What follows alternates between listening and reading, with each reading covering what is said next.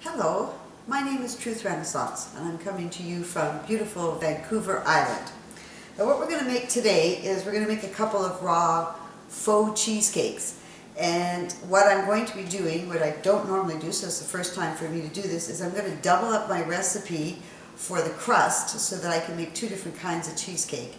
But what I do is I make them in a muffin tin, and I'll show you what I do. So I take the muffin tin and I line it with parchment paper. You can get, there's a couple of different kinds. There's this one that I use, which is a baking cup from the health food store. You can usually get it at various places. Here's another brand that you can use. And what I find is by using these, it's easy to clean up, it's easy to get them out of the container, the muffin containers, and they're nice little individual servings, okay?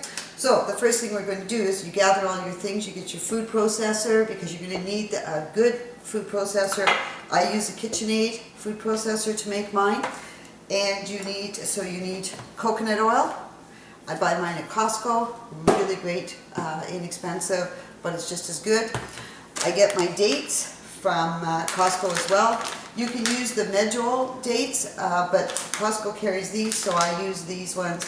You just have to use a few more, and I soak them in water, which I've already started here to soak them in water just to kind of soften them up a little bit and clean them. The other thing we're going to need is some vanilla powder. I use vanilla powder rather than vanilla extract because it's pure. Everything I'm using is organic. You're going to need pecans and almonds, or a combination of both, which is what we're going to do today. We're going to do a combination of pecans and almonds. You're going to need some pink Himalayan salt. I buy it in different kinds. I have some that I grind, and I have this one that's actually already ground. And why is it every time you want to cook, you get an itchy nose, and then you have to wash your hands? Anyway, and I buy the raw cacao powder. This is organic raw cacao powder. I buy it in bulk, so that's why I put it in the jars. Not to be confused with cocoa. Cocoa and cacao is two different things. You can Google that to see what the difference is. This has nothing added to it. There's no sugar, it's not processed the same way, and it's very good for you. High in antioxidants and all kinds of nutrients. So now I have to wash my hands again because I have been, for some reason, I have an itchy nose. Okay, so like I said, we're going to double up the recipe, so I'll give you the recipe for a single crust to make a single recipe, but today we're going to be doubling it up. So as I'm talking, I will be talking as if it's single, recognizing that, of course, the measurements are not going to look like what they should. Now you need the S blade for your food processor, the big one, because we're going to be making a lot of this, and this is going to be noisy from time to time. So we have it all pulled together here. We need 1 cup of almonds or 1 cup of pecans. So what we're going to do is we're going to do 1 cup of pecan and 1 cup of almond, just because, like I said, I'm doubling it. But you could do 2 cups, 1 whole cup of whichever one you want, or do a combination like I'm doing. So we've got the 1 cup. Again, because it's raw, the measurements don't have to be as perfect as they would with a conventional baked item. Now for the nuts, what I always do is I buy organic nuts, of course, and what I do is I soak them for 24 hours and then I dehydrate them for 24 hours. And yes, I'm putting them in peels and all for the almonds. They've been soaked, they've been dehydrated, they are easier to digest that way. And I always put my ingredients somewhere else once I've used them so I don't forget what I've used, like in case the phone rings. Okay, so what we're going to do is we're going to grind this up just ever so slightly, just a little bit.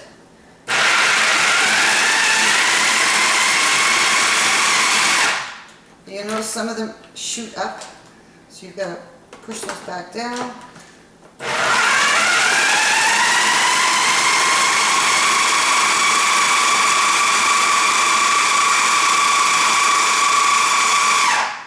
Okay, you don't want this to become oil, so you just want it to get so it's kind of fine, very fine, because you're going to be grinding it a little bit more.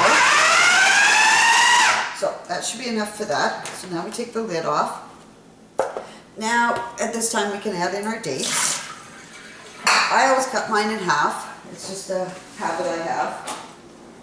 because when I used to use the other dates, the medjols, they were much bigger. So we're going to cut them in half just to make the grinding just a little bit easier for the machine.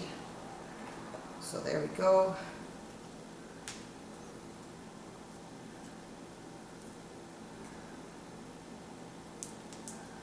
Should have cut them up before, but if you're cutting with me, then it takes the same amount of time. Then you don't have to stop the video. So how many dates did I put in? Well, for a regular recipe, like just the one, you would be putting in approximately 6 of these small ones. If you were dealing with the medjol ones, you would put half that amount. You put 3 of the big ones. But again, we're doubling the recipe here, so everything's always going to look bigger than what I said. Now, we have coconut oil. So with the coconut oil, for a regular recipe, it would be 1/8 of a cup. But because we're doubling this recipe, we're going to use 1/4 of a cup. So we'll just get that out. 1/4 of a cup of coconut oil. And my coconut oil is very liquidy right now. It doesn't matter if it's solid or liquidy. Mine's getting a little more because it's getting warmer out. So we're going to put that, just get it into a couple of spots there, into the machine.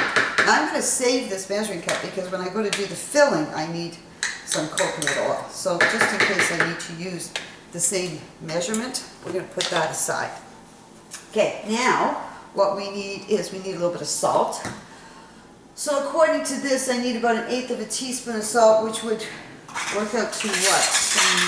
1/8 times 2 is 1/4, right? So that's, but normally it would be 1/8, and the recipe will be down. I'll leave the recipe at the bottom of this video. Okay, so we got 1/4 of a cup of salt. Or 1/4 of a teaspoon. What was I thinking? 1/4 of a cup. It's 1/4 of a teaspoon of salt. Now, it says that I need approximately 2.5 tablespoons of cacao. That depends on how much you want to put it in. Sometimes it's half a cup. So you know what? We're going to kick this one up a notch, and I'm just going to put half a cup in for this entire recipe. And see how that works out. So, here we go. Just spoon it into a cup here.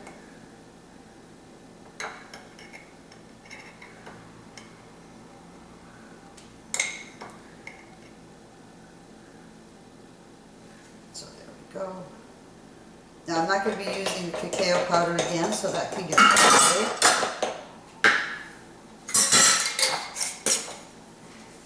And when it comes to the vanilla, when you're using vanilla extract as opposed to the liquid vanilla, you don't need as much. So this, you would need 1/8 of a teaspoon for a single recipe. So of course I'm going to put in 1/4 of a teaspoon, and again, may need this for the filling, so we're going to put that aside with the filling things. So that's it for this. We're going to let this run.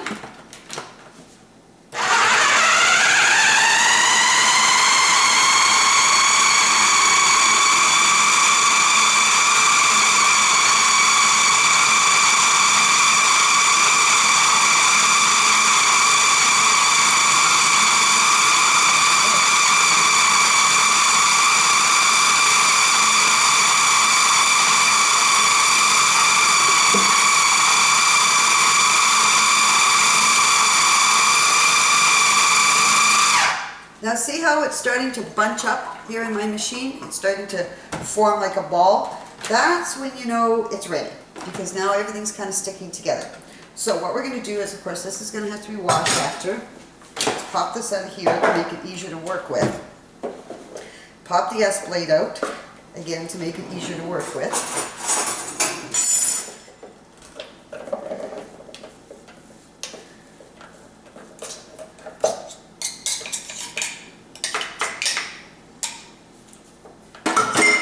And this is what it should look like. Okay? So what we're going to do is, I use a ice cream scoop that I bought. You get them just about anywhere. It gives you that perfect size. What I do is I put them in take one of the medium-sized scoop and just scoop it in. And we're hoping this is going to make enough. Or was it my smaller scoop that I used? Let's see.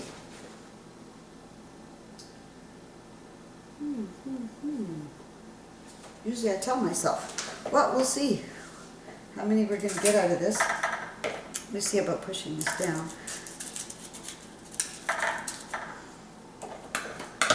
I'm not sure I'm going to get 24 out of this. Oh, because it only makes 10. So let's see what we got here. Because I'm trying to make 24 of these. I'm trying to have 12 of one flavor and 12 of another. And both of these flavors will go well with chocolate. So that's what the object is to get 12, which I may not get. So I may have to make them a little less. Maybe it's the smaller one that I needed as opposed to the bigger one. Maybe it's the tiny scoop I need. Let's see how we're going to do here.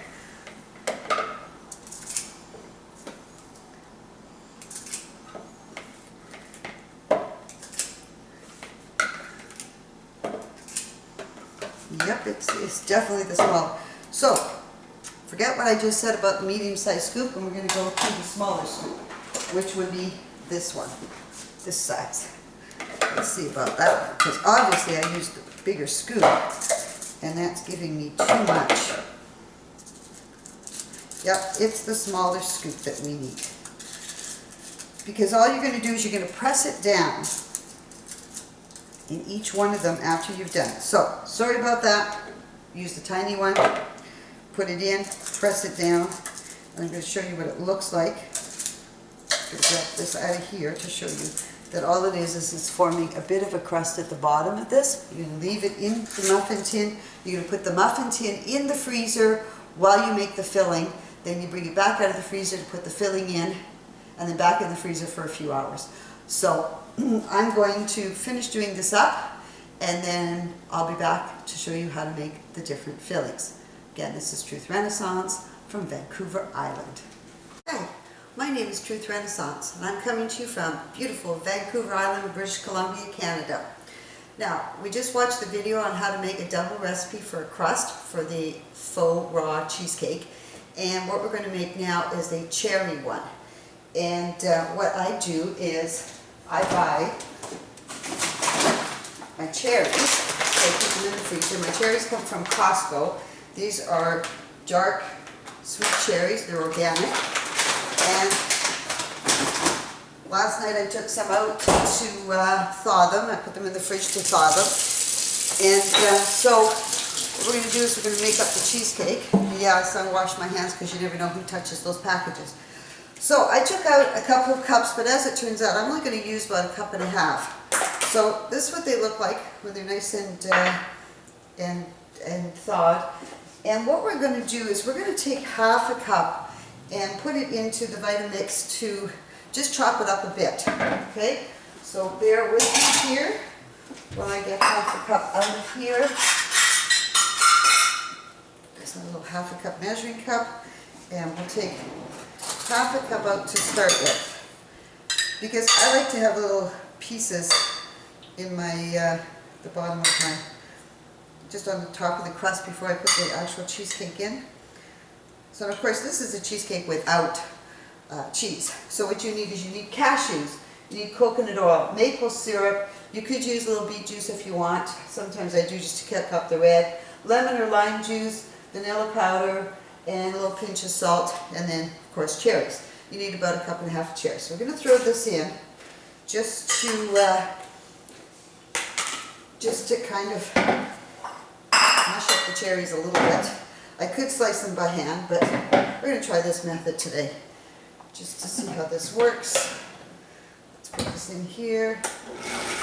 And we're not doing much to this because we don't want it really liquidy. There we go. See? That's how fast you can do it.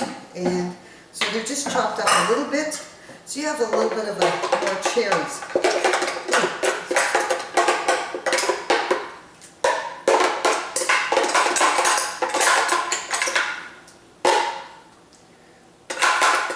A little bit more than half a cup if you want. You could do an entire cup if you wanted to. And you know, I'm wondering if that's going to be enough. But again, it's raw, so we get to try different things with it. Okay, so now what we're going to do is we're going to drain our cashews that we've been soaking for a couple of hours, overnight, whichever. So you soak them, drain them, rinse them a little bit, set those aside. Now we're going to start to get all of our ingredients together. So we're going to start with the cherries, and we're going to add a cup of cherries into the Vitamix. So that's half a cup. I'm using my little half a cup thing here. So about a cup. You know, give or take, nothing is absolute when it comes to, so you know what? I do have 2 cups. So I am going to, on second thought, mash up another half a cup.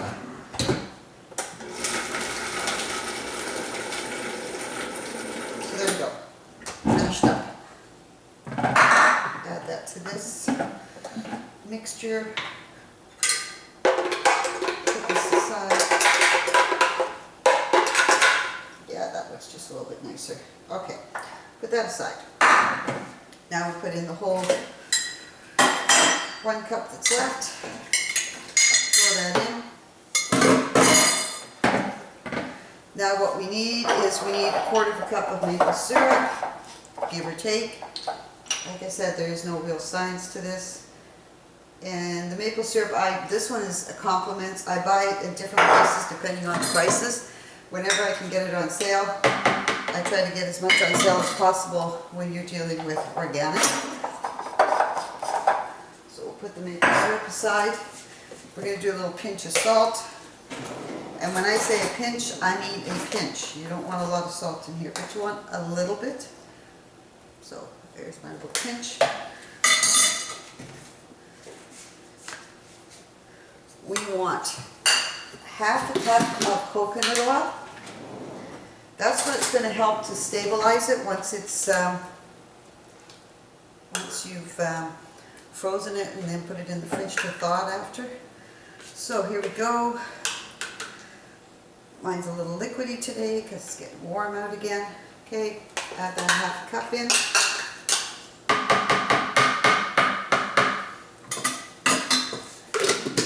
I put my things aside so I don't forget that I used them already, just in case things like telephone rings. Now I use vanilla powder. It's an organic vanilla powder. So this one you just want I mean, we're talking a pinch. We're not talking a lot of, it's very expensive stuff, but very much worth it. Rather than the other one, the liquid one that has alcohol. Now we're going to go for lemon juice. This is called Santa Cruz. I pick it up at health food store or at the organic food store, depending on, again, where it's on sale. So we're going to add 2 tablespoons of this. 1, 2. Put that aside. Now we're going to add our cashews.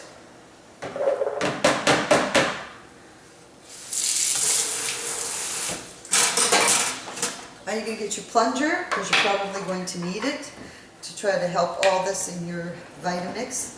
Again, I always use a Vitamix for this because I just find that it's much better. Now, we're going to make noise together. So get your plunger in there, get your things, your Vitamix started.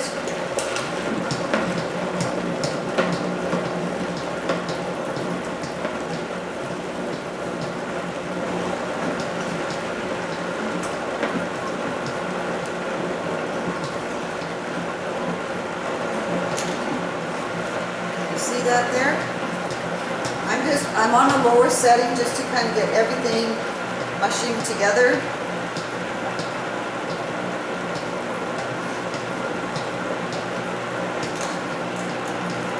And some of those might have pits in them, by the sounds of it. Now if you're using fresh cherries, you can make sure there's no pits. But sometimes in the frozen ones there's a couple of pits, and you can hear it go through. I don't think that them mashed up is going to hurt you at all. They say you're not supposed to eat cherry pits, but I don't really know whether it really hurts you or not. So we're getting this going.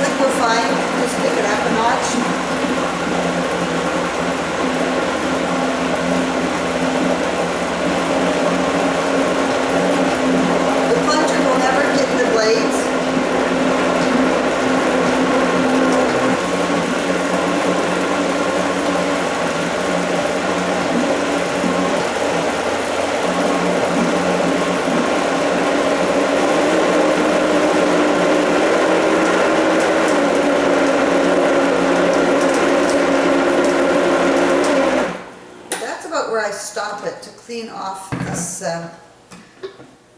clean off the plunger, because you're not going to use the plunger for the whole thing. And you can see there's things stuck on the plunger. So let's get this plunger cleaned off. I don't want to lose any of this beautiful cherries and everything. So I'll clean that off a bit. Put the plunger in here. Now be careful when you put this lid back on that you make sure you secure it in there, because otherwise it could go flying off and then you've got a heck of a mess to clean up in your kitchen. So we're hoping that that's mixed up enough that now it's going to, so you just play with it.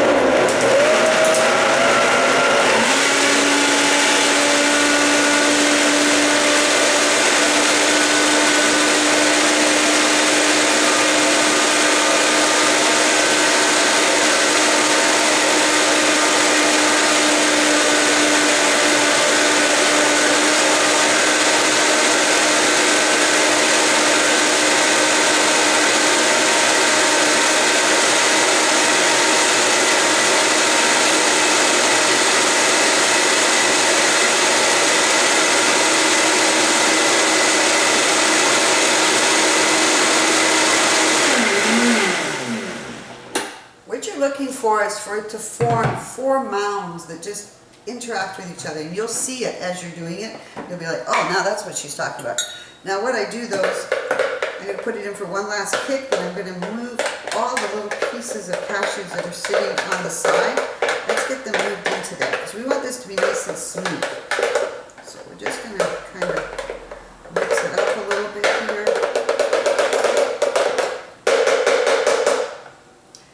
Throw it on for one last hoorah.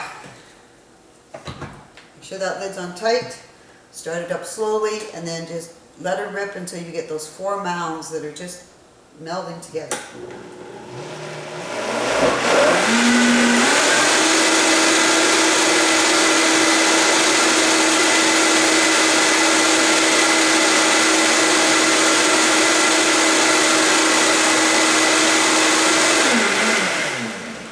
There you go.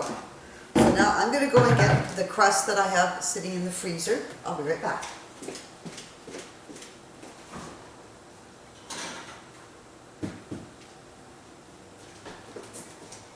As you can see, here's the crust that we made earlier. And I try to make a double batch because I just find that's just easier to make 2 different kinds of cheesecake in the same day. So what we're going to do is just take the cherries that we kind of mushed up a little bit there, your line, just put a little layer of it on the crust.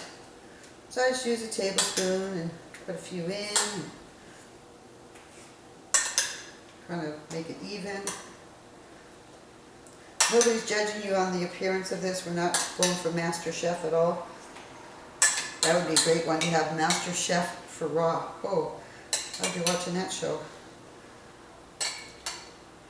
Yeah, 1 cup is better for this, not the half a cup. We needed a whole cup for this. So I'll make sure to put that on. So you just kind of, layer it with your spoon. Just kind of put it so it's a little bit of a layer there.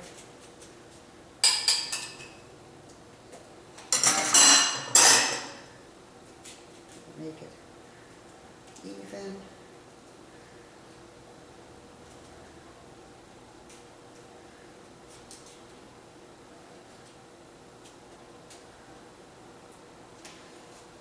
Now what we're going to do is we're going to take our beautiful mixture of cheesecake filling, and I just give it a little spoon, and then I just pour it on,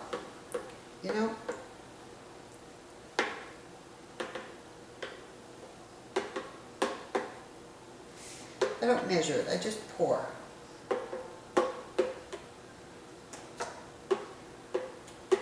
And sometimes I even make a little bit of a mess.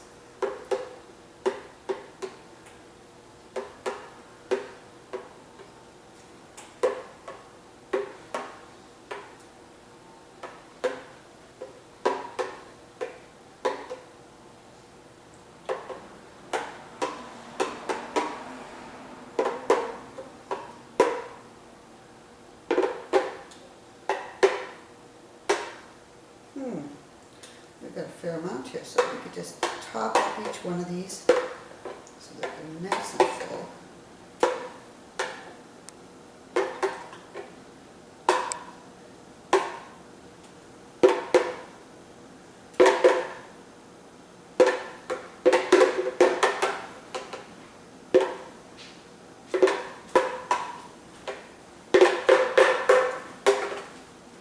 Now, I've got a little bit left over, so I'm just going to throw that into a little dish and eat it all by itself later. I just happen to have a little dish here. Throw that in. I'll just eat it as a cake. Because these are so full, I can't put anything more in. So I ended up making just a little bit more than what I needed for the 12 muffin tins, which is fine.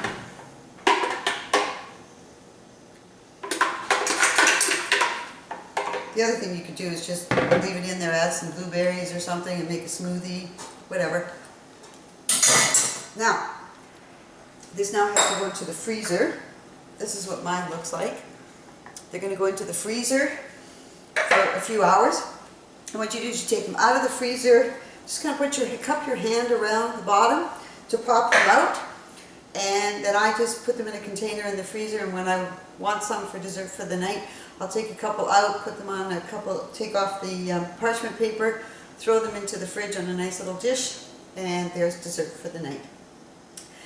And again, I'm Truth Renaissance. Thanks for watching, and bon appetit.